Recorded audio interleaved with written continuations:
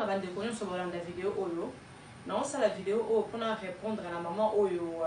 Oui, la deuxième fois, apparemment, à la vidéo pour attaquer le président. Ok. Attaquer le président, à critiquer le président pour nous ça, et tout ça, c'est normal, critique. Et ça, on doit évoluer, on doit changer. Non, c'est la vidéo Lélo parce que il y en a marre. À un moment donné, il faut dire stop.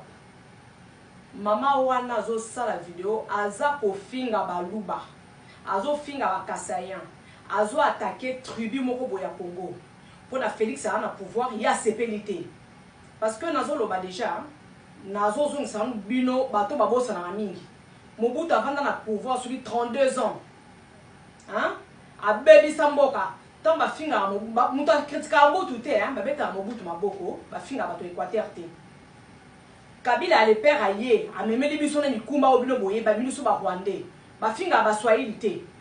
ba finga ba moté. Moi on a avant de pouvoir sur 18 ans sur 20 ans, ba finga ba swahili te. Moulou ba comme na pouvoir a sali même pas 2 mois. Donc mon coloca Moulou ba a comme na pouvoir moté ma benusu au bima, na bato bazalo ba que jamais Moulou ba na pouvoir. Léo na ça la vidéo pour na bisa maman wana. Ngai ba edika na finga te, na finga oté. Non finga ote yo so ozon sango finga nga mais lokola yo ozali ko inciter batu ba yina baluba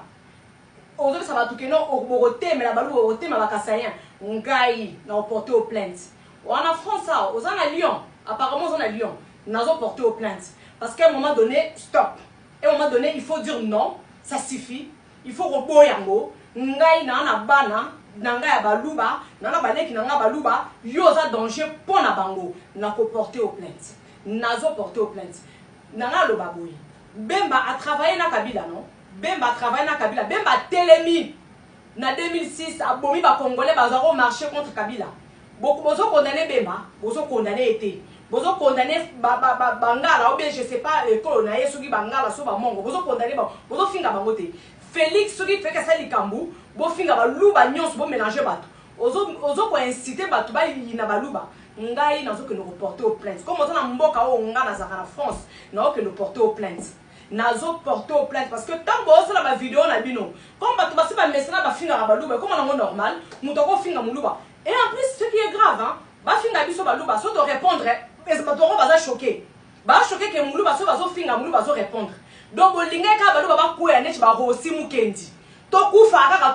ka wala bino bo se ba mettre maboko muluba za na pouvoir te yo mama oyo oza mama mukolo mais comportement na yo vraiment et ça dignité nga na que le porter au plainte na lobi finga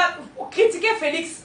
critiquer le président pour na musala na ye OK je suis d'accord a osala musala mabe asali boy critiquer ye ko critiquer baluba te ko finga baluba te parce que baluba ba se elongo moko te na zonga lisusu muke nazonga lisu muke Félix bozo finga batu ba encourager été metinga boy na sepela ndenge Félix a comme président alala na sepela makasi na ça la marche te point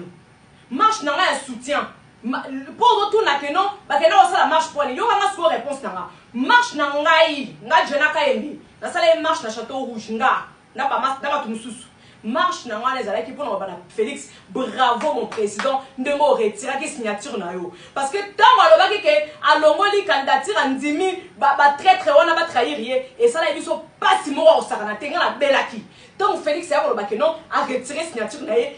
donc tozaki na esengo marche wana ezaki pona bana président félicitations, merci, ndenge au retiré signature na yo et bravo ndengo gagné to la kisao ke peuple za nsima na yo maman ya Lyon na yebi kombo na ote yo lokola yo zo finga baluba yo lokola oza kotinda bato ba yina baluba yina bakasayen nga na porter au plainte to mona ke na France to na mboka loi parce que toza na bato mutoko na opinion politique na ye ya ndenge na ye pourquoi que no finga race na ye pourquoi que no finga tribu na ye pourquoi que no finga